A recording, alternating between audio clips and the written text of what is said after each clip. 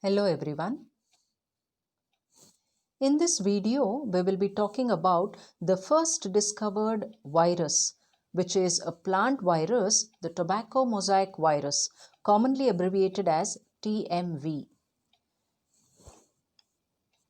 The host of this virus is the tobacco plant, and in that plant, it causes mosaic-like patterns, and hence the name tobacco mosaic virus.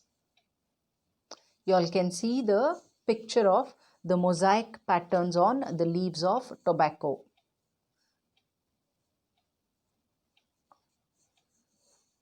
These are the contents which we will be going to talk about. Introduction, symptoms, structure of TMV, multiplication of TMV, transmission of TMV, control of TMV, and lastly the references. Tobacco mosaic virus is the most serious pathogen causing characteristic patterns such as mosaic like mottling and discoloration on the leaves, hence the name. So it is the most serious pathogen causing mosaic on tobacco leaves. It infects a wide range of plants, especially tobacco and other members of the family Solanaceae. It is transmitted by artificial inoculation and not by insect vectors. Tobacco mosaic virus is the most resistant virus known so far, of which the thermal death point is 90 degrees centigrade for 10 minutes.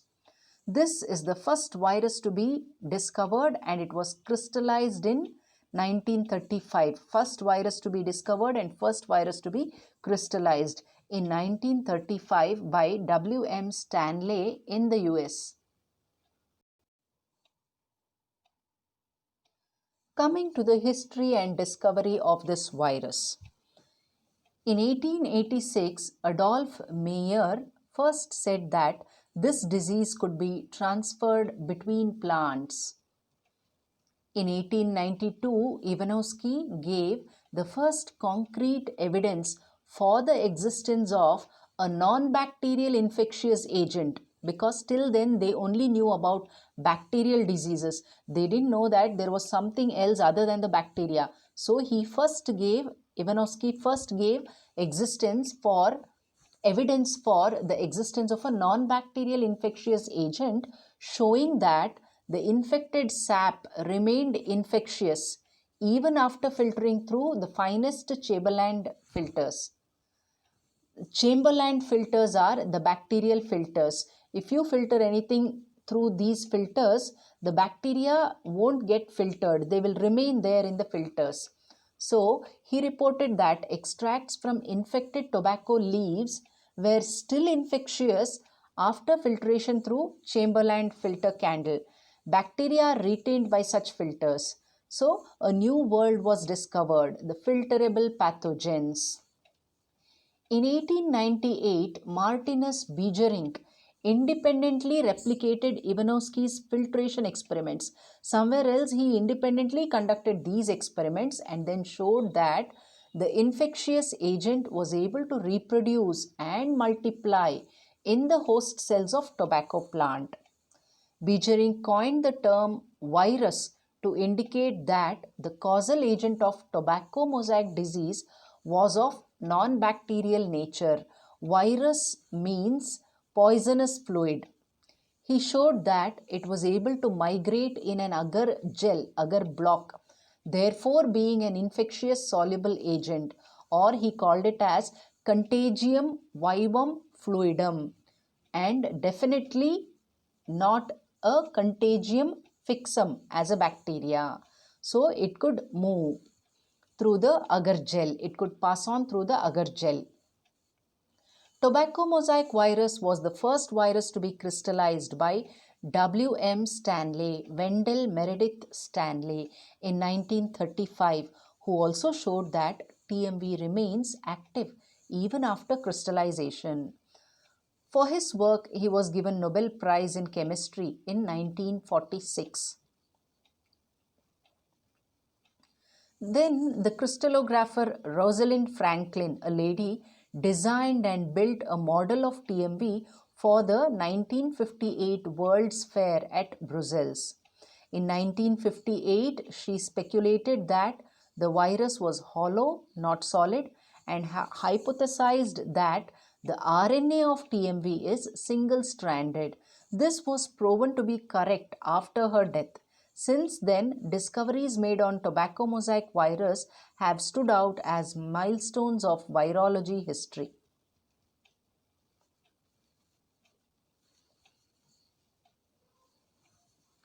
Coming to the symptoms of tobacco mosaic disease. Tobacco mosaic virus damages the solanaceous plants. However, it can infect the other plants too. Several strains of TMV has also been reported. The TMV virus or viruses attack is confirmed when on the younger leaves of tobacco plants. After infection, it develops a system of lightening of leaf color among the veins. In early stages, the veins may show a clear ring, which is later on followed by mottling. With the enlargement of leaves, dark green spots of abnormal size appear, and at later stage they are transformed into crumpled blister-like areas which are irregular. On the other hand, the remaining portion of tissue becomes more chlorotic with the passage of time. Also, the growth of the plant may remain stunted. The disease is characterized by mottling of leaves referred to as mosaics. The virus reduces the yield as the quality of products, that is the nicotine content, is decreased by 20 to 30%. So, what are the overall symptoms of TMV? There is lightening of leaf color along the veins, vein discoloration. Then it turns into light and green mosaic symptoms on the leaves. Light and green areas can be noticed on the leaves. And along the veins, green color turns into dark green or light. And some regions become chlorotic, loss of pigment chlorophyll. And then sometimes dark green blisters appear on the leaf blade. The plants remain stunted. Yield reduces. Nicotine content is decreased by 20 to 30%. So these are all the symptoms of the tobacco mosaic disease. Coming to the structure of TMV. Rosalind Franklin et al. In 1957 have described the structure of TMV. TMV is a simple rod-shaped helical virus. See, this is the picture. So, this is the electron micrograph picture of TMV, the first one. The rod-shaped particles are the viral particles, and the other two are the diagrammatic representations of the virus. So as you all can see, TMV is a simple rod-shaped helical virus. It consists of a centrally located single-stranded RNA. In the second picture you can see there is a single-stranded RNA which is enveloped by a protein coat. So the yellow part is the protein coat. So this rod of TMV is considered to be 3000 angstroms in length. So the length is, in the third picture you can see the first diagram. In the third picture, the rod shaped structure is a TMV particle. The length of this rod is 3000 angstroms and the diameter is 180 angstroms, 180 angstroms in diameter, 3000 angstroms long and 180 angstroms wide is the viral particle. The protein coat is technically called capsid. The yellow structure in the second diagram is the capsid. So, there is capsid and there is a single-stranded RNA inside. Franklin estimated 2130 subunits, namely capsomeres. So, the capsid or the protein coat is made up of 2130 grape-like structures called as capsomeres. in a complete helical rod and 49 capsomeres on every 3 turns of the helix. 3 turns of the helix, there are 49 capsomeres, 16.5 capsomeres per turn of the helix. For one turn, there are 16.5 capsomeres.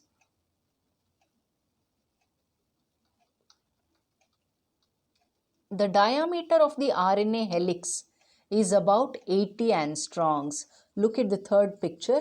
The diameter of the RNA helix, only the RNA, total diameter along with the protein is 180 angstroms. The diameter of the RNA helix is about 80 angstroms.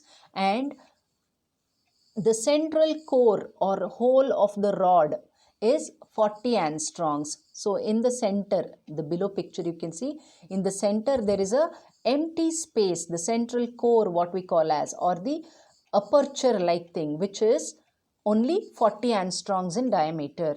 Each capsomere is grape-like structure containing about 158 amino acids and having a molecular weight of 17,500 Daltons.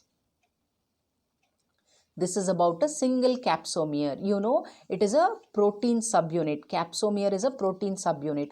All proteins are made up of amino acids. So, in single grape-like capsomere, there are 158 amino acids and the molecular weight of that is 17,500 Daltons. Inside the protein capsid, there is a single-stranded RNA molecule, as I told you, which is also spirally coiled to form a helix. It is evident in the diagrams. The single-stranded RNA is little more in length, slightly protruding from one end of the rod. The RNA molecule consists of about 7,300 nucleotides. You know the nucleic acids are made up of nucleotides. So this RNA molecule of TMV consists of about 7,300 nucleotides. The molecular weight of this RNA is 25,000 Daltons. So this is all about the structure of TMV. What I told till now has been quoted here, written here. Structure of TMV, revision once again. The diameter of RNA helix is, see, Franklin et al. Have described the structure of TMV. TMV is a simple rod-shaped helical virus, 3000 angstroms in length and 180 angstroms in diameter. Centrally located, there is single-stranded RNA enveloped by a protein coat. The protein coat is called capsid. Capsid has 2130 subunits which are called as capsomeres. In a complete helical rod, in single rod, there are these many capsomeres and 49 capsomeres for every 3 turns of the helix. The diameter of the RNA helix is 80 angstroms. Central core or hole of the rod is 40 angstroms diameter. Each capsomere is grape-like structure and it has 158 amino acids with molecular weight of 17,500 Daltons. And inside the protein capsid, there is a ssRNA, single-stranded RNA molecule, which is also spirally coiled to form helix. The RNA molecule has 7,300 nucleotides and molecular weight of RNA molecule is 25,000 Daltons. So that was about the structure of the TMV or tobacco mosaic virus. Now coming to the protein synthesis or the multiplication of TMV. Takeba in 1975 first demonstrated the direct entry of TMV into the isolated protoplast from mesophyll cells of tobacco leaves. So in the lab conditions, they did all this experiment. They took the tobacco leaves and isolated the mesophyll cells of the tobacco leaves and grew it in an artificial media and made and infected it with TMV. So they saw that the TMV made a direct entry into the protoplast of the mesophyll cells. After making entry, RNA rapidly starts uncoating by removing the subunits from the capsid using host enzymes. So what happens as soon as it enters the host, these ssRNA starts uncoating by removing the subunits from the capsid. Capsomeres start detaching, and then the viral RNA gets into the nucleus and probably into the nucleolus. There it performs two important functions. One thing is it acts as an mRNA and directs the synthesis of proteins, and second one is it acts as template for synthesis of complementary strand. Another complementary strand is made out of this parental viral RNA. So the viral RNA utilizes the amino acids, ribosomes and tRNA of host and synthesizes the complementary strand. So the viral RNA first induces the formation of specific enzymes called RNA polymerases. The single-stranded viral RNA synthesizes an additional strand called as replicative strand or complementary strand. This RNA strand is complementary to the viral genome and it serves as template for producing new RNA single strands. So on this complementary RNA, new RNA single strands are synthesized, which are the copies of the parental viral RNA. The new viral RNAs are released from the nucleus into the cytoplasm, and there they serve as messenger RNAs.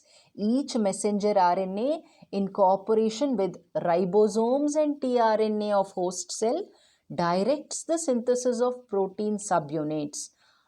After the desired protein subunits, desired number of protein subunits or capsomeres have been produced, the new viral nucleic acid is considered to organize the protein subunit around it, resulting in the formation of a complete virus particle, the virion. So all this happens during the multiplication.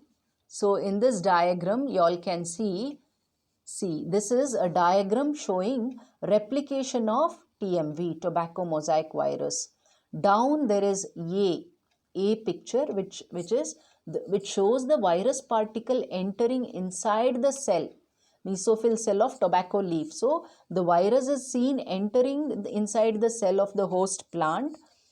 B and C are viral RNA enters inside the nucleus and synthesizes its complementary copy. D and E is complementary RNA synthesizes new viral RNA that comes in the cytoplasm. F is polypeptide chain synthesis. G, H and I are arrangement of capsomeres around viral RNA. J is complete virus particle. K is host cell containing many virus particles. So this is a diagrammatic representation of replication of the tobacco mosaic virus inside the host cell, tobacco leaf cells. So there is no lysis of the host cell. Host cell doesn't break down as seen in cases of virulent bacteriophages. So there the bacteriophages are other type of viruses which infect bacterial cells, which we will be dealing in the next class. So such viruses will break the host cells. Here there is no lysis of the host cell. Host cell does not break, but the host cells remain alive and viruses move from one cell to the other, causing systemic infection. Inside the plant itself, they move from one cell to other cell and the infection spreads. This is called a systemic infection. When transmitted by some means, when they are transmitted to other plants, the virus infect other healthy plants. Now let us study about the transmission of the virus. So This is one of the most infectious of the plant viruses. This TMV is one of the most infectious of plant viruses. The virus perennates, means lives, in infected tobacco plant debris, the waste of the tobacco plants, in a field. When the plant is all harvested, if any of the plants are infected with tobacco mosaic virus, the remnants of that plant will be there in the field and the virus will be there in those plant debris or remnants. Or it can also be present in the tobacco refuse from warehouses, from the godowns, from the warehouses. Some tobacco particle leaves will be refused or left out as waste ones. There also the virus may be harboring. And in the cigarettes, the virus will be there in the cigarettes, in the cigars, in the pipe and chewing tobacco. And it also in some hosts, perennating hosts, other members of Solanaceae family. So all these form the primary source of inoculum, primary inoculum. All these form primary inoculum. The virus is disseminated, means dispersed or spread from plant to plant by mechanical transmission. It enters a new host through wound incision, through any wounds. Wound is caused in plant due to various cultural operations such as clipping, trimming the plant, or topping the shoot, or by handling tobacco plants during transplantation, through other field operations and contact by man and cultivation implements. So by all these, wound may be caused in the plant. So it is also transmitted by wind and water. The virus enters into the host tissue. It multiplies very rapidly, producing the disease symptoms. Next, coming to the control of tobacco mosaic virus, the management of the disease. Tobacco mosaic virus occurs in tobacco growing areas and it is considered to be one of the most important tobacco viruses economically. So here are a few suggested control measures. Seed beds should be located at a great distance from the tobacco warehouses, because in the tobacco warehouses the virus will be harboring. So seed beds should be located far away from the tobacco warehouses. Seed beds should be free from any tobacco refuse. Seed bed soil should be sterilized by steam so that there are no viral particles. Care should be taken to avoid contamination through hands and cultivation implements. Since pipe, tobacco, cigarettes, chewing tobacco are all sources of primary inoculum, smoking or chewing of any kind of tobacco should be avoided. Susceptible hosts, weed or otherwise in which virus may harbor, should be destroyed. Previous year's plant debris should be destroyed by burning. The diseased plants should be removed and burnt to stop further spread of the disease. And disease-resistant varieties should be grown to produce good results.